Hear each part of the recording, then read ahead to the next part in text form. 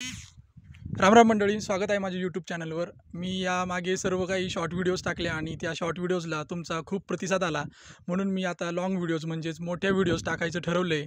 आणि या लाँग व्हिडिओचा शुभारंभ आपण एक छोटंसं रोपटं लावून करणार आहोत।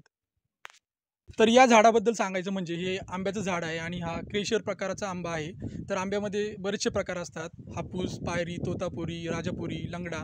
पण आपल्या पठार भागावर केशर आंबा चांगला येतो, कमी खर्चामध्ये, कमी मेहनतीमध्ये येतो। आणि दुसरा प्रकार म्हणजे कलम केलेला आंबा आणि कलम न केलेला आंबा। तर हा कलम केलेला आंबा आहे आणि तुम्ही मागं जो बघताय तो कलम न केलेला गावरान आंबा आहे। तर या गावरान आंब्याची उंची खूप वाढते आणि कलम केलेल्या आंब्याची उंची एवढी वाढत नाही, पण याला लवकरच फळ येतात, 1-2 वर्षामध्ये आपल्याला आंबे मिळतात। आता हे जे रोप तुम्ही बघताय त्याला आपण इंग्लिशमध्ये सॅपलिंग म्हणतो। हे रोप निवडताना आपल्याला काही मुद्दे लक्षात घ्यायचे आहेत। त्या रोपाची उंची चांगली पाहिजे, रोप सुदृढ पाहिजे आणि रोपाची कोणतीही पानं तुटलेली नकोत, असं हे रोप जमिनीमध्ये चांगलं रुजतं। तर चला मग आता या रोपाला आपण लावूया।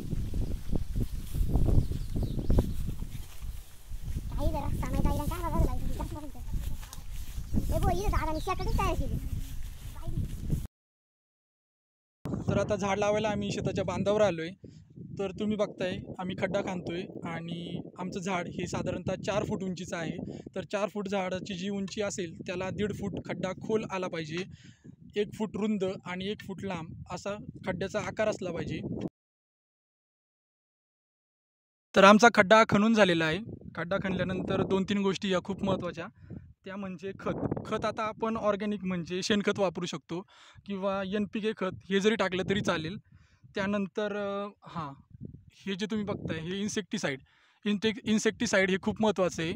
फंगीसाईड, हर्बिसाईड, पेस्टिसाईड आणि इन्सेक्टिसाईड। तर आपल्याला इन्सेक्टिसाईड लागणार आहे आणि ही जी बघताय तुम्ही BAC पावडर, क्लोरोडॉल डस्ट ही पण आपल्याला वापरायची आहे। तर हे का वापरायचं आहे मित्रांनो, ही जी आळी बघताय तुम्ही याला आपण उन्नी म्हणतो। तर या उन्न्या झाडाची मुळं खातात आणि झाडं ही निकामी होतात। तर यांना मारण्यासाठी आणि यांचा उपद्रव टाळण्यासाठी आपल्याला ही खतं वापरायची। तर पहिल्यांदा आपण थायमिट टाकून घेऊ, इन्सेक्टिसाईड टाकून घेऊ, बस। यानंतर BAC पावडर आहे ही खड्ड्याच्या खाली पण टाकायची आणि खड्ड्याच्या भिंतींना पण मारायची, बस, ओके। आणि हे जे शेणखत आहे तर हे मातीमध्ये मिक्स करून टाकायचे आपल्याला। हां,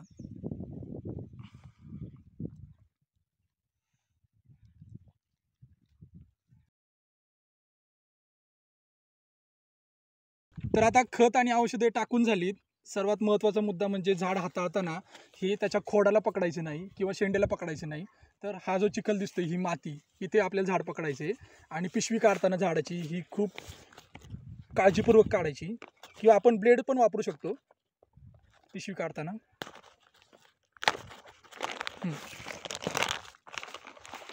आणि झाड उचलून लावताना हे अगदी अलगद आपण उचलून इथे लावायची आणि साईडने आपण आता याच्या माती टाकू।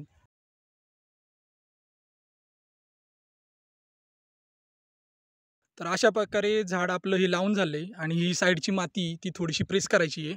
सर्वात महत्त्वाची काळजी म्हणजे आपलं जे झाडाचं कलम आहे ते वरती आलं पाहिजे, जमिनीत गेलं नाही पाहिजे, याची आपल्याला काळजी घ्यायची। त्यानंतर आपण झाडाला सपोर्ट लावू शकतो, हा गरजेचा आहे खूप। सपोर्ट ही बांबूची काडी जी लावली यामुळे वारं जरी आलं तरी झाडाचा शेंडा मोडणार नाही।